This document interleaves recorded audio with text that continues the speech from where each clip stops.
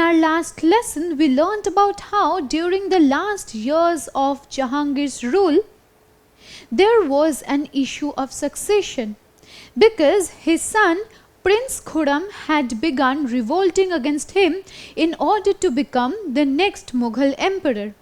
At the same time, the queen consort Nur Jahan supported the cause of Shahryar Mirza as the next Mughal emperor. So there took place an issue of succession, that is to say, who would now become the next Mughal emperor. Now we learnt that Jahangir died of failing health in the year 1627, and after Jahangir's death in 1627, Shah Jahan became the fifth Mughal emperor in the year 1628. The question that arises in this regard is that what happened in that 1 year between 1627 and 1628? Well, this is a discussion that we will now take up.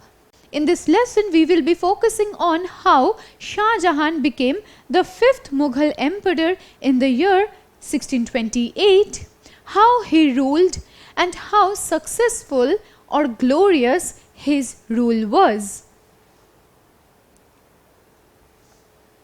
Now we learned that Jahangir died of failing health in 1627, and Jahangir's death in 1627 did not make it very easy for Prince Khurram to ascend the throne as the Mughal emperor, because Prince Khurram ascended the throne of the Mughal emperor by defeating his brother Shahryar Mirza.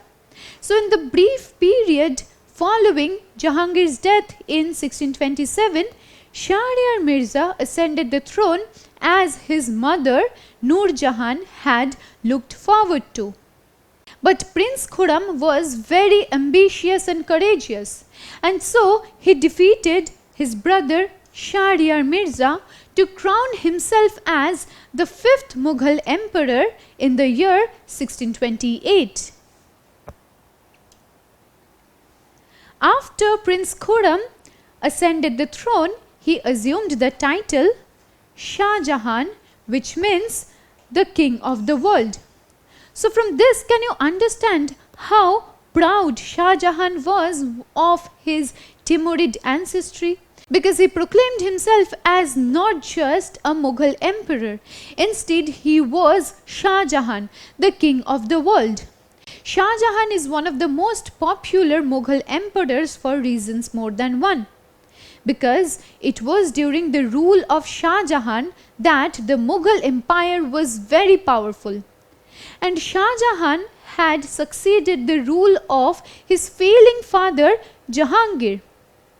Jahangir's rule wasn't very successful, which is why it was even more important for Shah Jahan to establish himself as a very powerful Mughal emperor.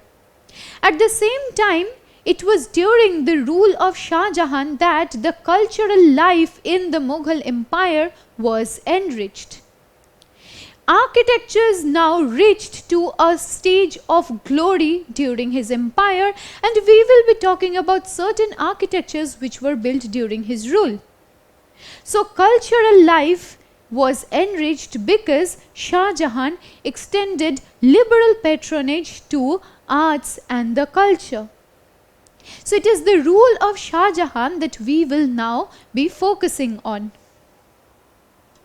When Shah Jahan came to power, he committed himself to the expansionist policies that were undertaken by his grandfather Akbar. We know that his father Jahangir had led many military campaigns which were unsuccessful. And so Shah Jahan now wanted to take forward the legacy of his grandfather Akbar. Shah Jahan defeated and killed the Afghan noble and governor of Deccan, Khan Jahan Lodi, in 1631. Because the Mughal Empire wanted to extend its power in the southern part of the Indian subcontinent. and the Deccans posed a very strong challenge to the Mughal Empire. And it was imperative for Shah Jahan to defeat the Deccans in order to establish the rule of the Mughal Empire in the southern part. And to this end, he defeated the Afghan noble and governor of Deccan, Khan Jahan Lodi, in the year 1629, and in 1631, Khan Jahan Lodi was killed by Shah Jahan. And with this, Deccan now completely came under the control of the Mughal Empire. In the Deccan, Shah Jahan was met with very strong opposition from the almost independent Muslim ruler of the Nizam Shahi dynasty of Ahmednagar. In our lesson on Akbar, we mentioned how Akbar had controlled Ahmednagar, Berar and Khandesh. But in the following years, when Jahangir was embroiled in a conflict with his son Prince Khurram, the ruler of Ahmednagar seized the opportunity. What did he do? He went on to establishing himself as the independent and autonomous ruler of Ahmednagar. But here we know that Shah Jahan wanted to control the Deccan region. And to this end, in 1632, the last king of the Nizam Shahi dynasty of Ahmednagar was captured. And this happened with the capture of the famous fort of Daulatabad. So the fort of Daulatabad now fell into the hands of the Mughal Empire. With this Ahmednagar region now came under the control of the Mughal Empire. And following the siege of Ahmednagar, Shah Jahan had sent his son Aurangzeb to perform as the viceroy of the Deccan.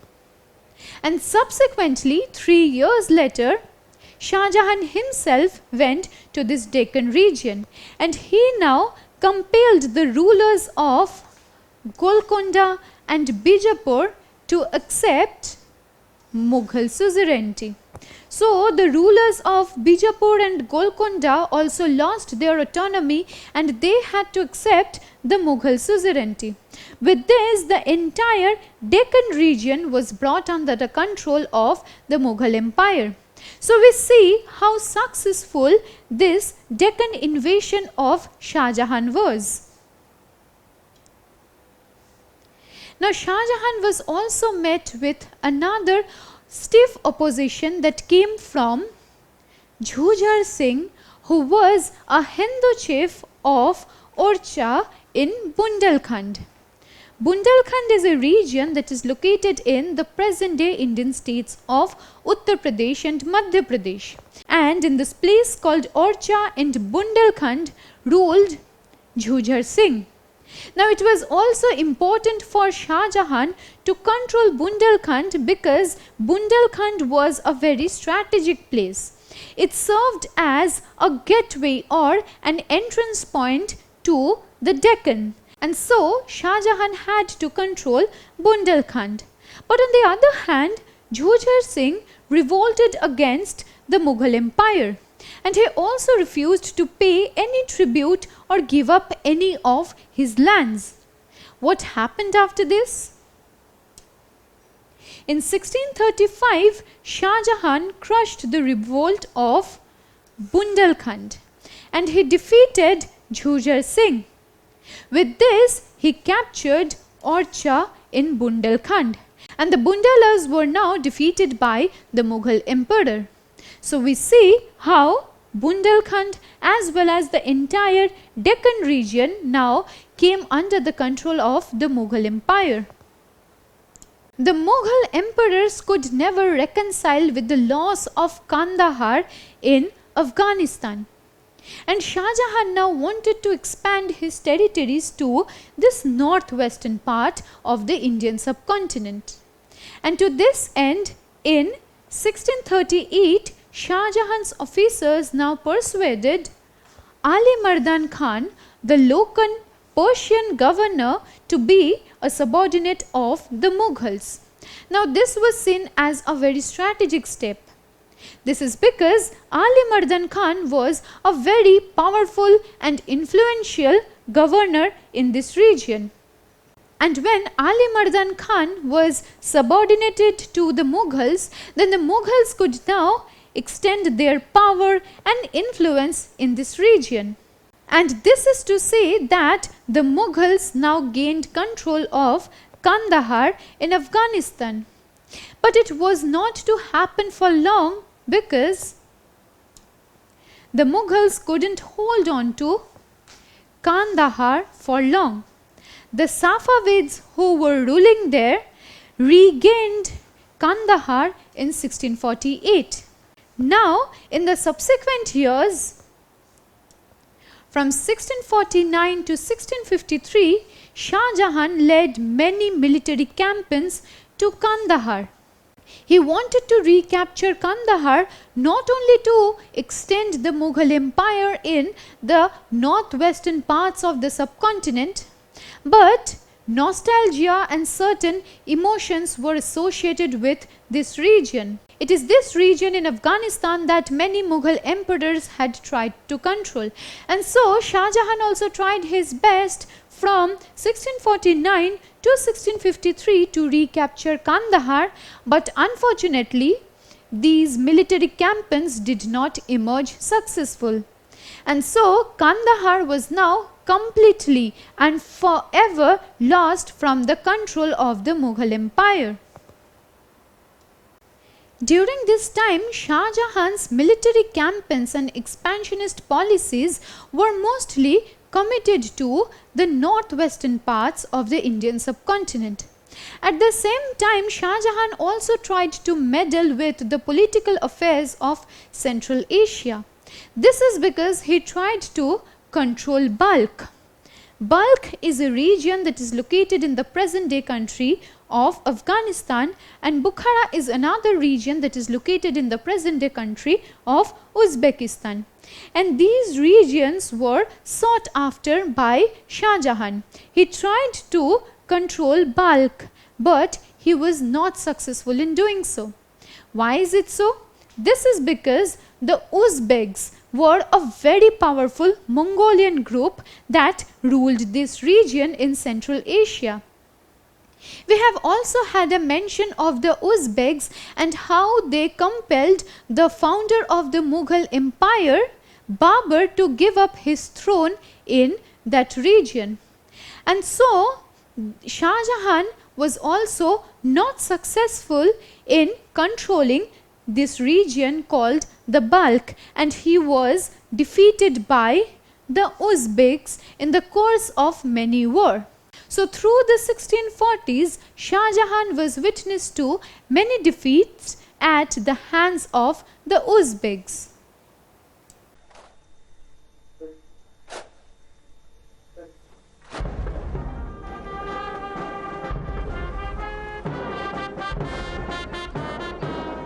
Now I am sure most of you were able to identify the architecture that we just saw in the last clip.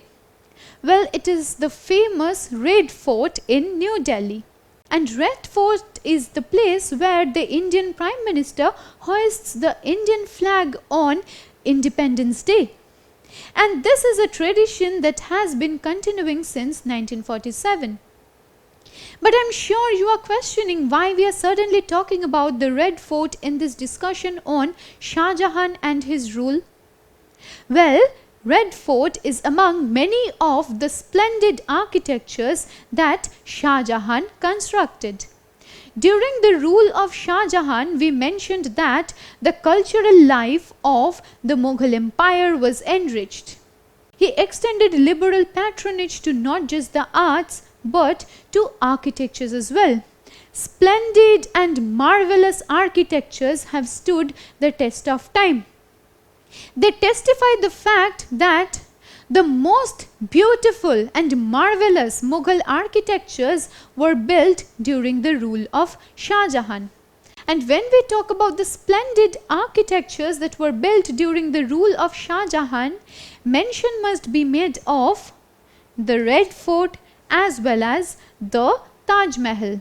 We will be coming to a discussion on the Taj Mahal in a while. And along with building many splendid architectures, very beautiful and ostentatious Mughal gardens were also built by Shah Jahan. And what we see here is the Shalimar Garden that is located at Lahore in the present day country of Pakistan. Before proceeding with this lesson, let me ask you a question. Which of these architectures was built by the Mughal Emperor Shah Jahan? Was it the Humayun's tomb, the Buland Darwaza, the Red Fort, or the Allahabad Fort? Well, the correct answer is the Red Fort. It was built by Shah Jahan. Now what we see here is the splendid and the fascinating and the marvelous Taj Mahal that is located at Agra. Taj Mahal is a testimonial of not just the Mughal Empire but the rich history and legacy of the Indian subcontinent as a whole. This is a beautiful white marble mausoleum. Now when we talk about the splendor of the Taj Mahal, I am sure you want to know why this was constructed. Well, this was built in memory of Shah Jahan's beloved wife Mumtaz Mahal after her untimely death in 1631. So this is not just an epitome of love, but it is an epitome of the splendor of Mughal architectures. This is made of white marble and verses from the Quran are calligraphed on the insides of the walls in the Taj Mahal. And for its splendor, the Taj Mahal is one of the 7 wonders of the world. In fact, it is also a UNESCO World Heritage Site. Now we learned that after coming to power, Prince Khurram had assumed the title Shah Jahan, which literally means the king of the world. And so as the king of the world, Shah Jahan required a throne which would befit his status. To this end, he commissioned the Peacock Throne. The Peacock Throne was the ostentatious throne of Shah Jahan and it was ceremoniously inaugurated in 1635. The Peacock Throne was made of solid gold. Many precious stones like diamonds, rubies as well as emeralds were embedded on it. And on the top of the Peacock Throne were 2 peacocks that gave the throne its name. It was a very beautiful throne, and in fact the world famous Kohinoor diamond was also fitted at the top of this Peacock Throne. Now when Nadir Shah had invaded India, he had taken the Peacock Throne away with him, and the world famous Kohinoor diamond is now embedded on the British crown. So this is another great legacy left behind by Shah Jahan, but unfortunately India is not in possession of either the Peacock Throne or the Kohinoor diamond. After an illustrious rule, Shah Jahan fell ill in 1658, and at this point of time his son Dara Shikoh now assumed the role of the regent in his father's stead. But it wasn't as simple as it sounds, because Dara Shikoh was also met with rebellion from other sons of Shah Jahan. Shah Jahan's other sons, Shuja, who was the viceroy of Bengal, and Murad Baksh, who was the viceroy of Gujarat, also claimed their rights to the throne. So all of Shah Jahan's sons were fighting to become the next Mughal emperor when Shah Jahan fell ill in 1658. But we know that Aurangzeb was made the viceroy of the Deccan region by Shah Jahan. In fact, Aurangzeb held many important military posts during the rule of Shah Jahan, and in this way he had actually established himself as an able military leader and commander, which is why it was easier for him to claim his right to the throne. And likewise, Aurangzeb defeated Dara Shikoh in the Battle of Samugarh in 1658. So when Dara Shikoh was defeated in 1658 in the Battle of Samugarh, Aurangzeb now came up with a new theory. It was that Shah Jahan was unfit to resume his rule as the Mughal emperor. And so Shah Jahan was now put under house arrest in Agra. He was no longer allowed to rule as the Mughal emperor after the year 1658. When we talk about various emperors coming to power, the issue of inheritance is of great importance.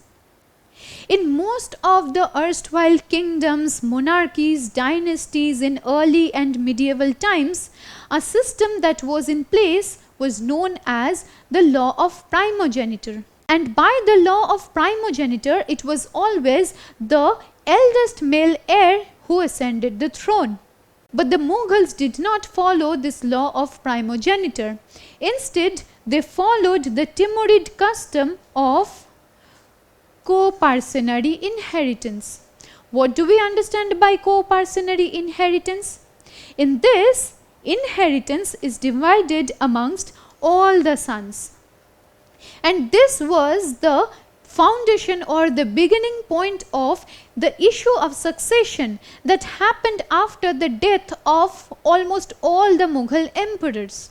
Because the inheritance was divided amongst all the sons, and the eldest male son did not invariably ascend the throne. So all the sons were left fighting amongst themselves in order to ascend the throne as the next Mughal emperor. And this followed when Shah Jahan also fell ill. Unfortunately, after 8 long years of imprisonment, Shah Jahan passed away in 1666. And so when Shah Jahan passed away in 1666, after 8 long years of imprisonment, he was buried alongside his deceased wife, Mumtaz Mahal. Now this also harps upon the idea that even in death, they could not be parted. Mumtaz Mahal was the beloved wife of Shah Jahan. And inside the Taj Mahal, one can find both Shah Jahan and Mumtaz Mahal's burials. With this, we come to an end of our discussion on the rule of Shah Jahan. We learned how Shah Jahan had defeated his brother Shahryar Mirza after the death of Jahangir to ascend the throne. And after coming to power, Shah Jahan led an illustrious rule. Shah Jahan had also led certain unsuccessful military campaigns, but that is not to say that Shah Jahan was unsuccessful as a Mughal emperor. Because it was during his rule that the cultural life of the empire was enriched and many splendid architectures were also built. And today, those architectures like the Taj Mahal or the Red Fort constitute the legacy of the Mughal Empire. Those are sources of pride for our country. In our subsequent lesson, we will take up a new discussion on how Aurangzeb came to power as the 6th Mughal emperor and the illustrious rule that he enjoyed.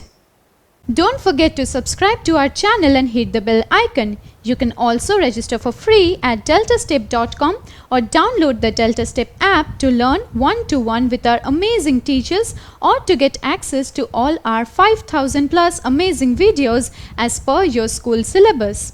Master each topic with our adaptive practice technology. Get million+ questions with step-by-step solutions and unlimited mock tests. Get all your doubts resolved instantly. Learn via games and win amazing prizes like PlayStations and iPads.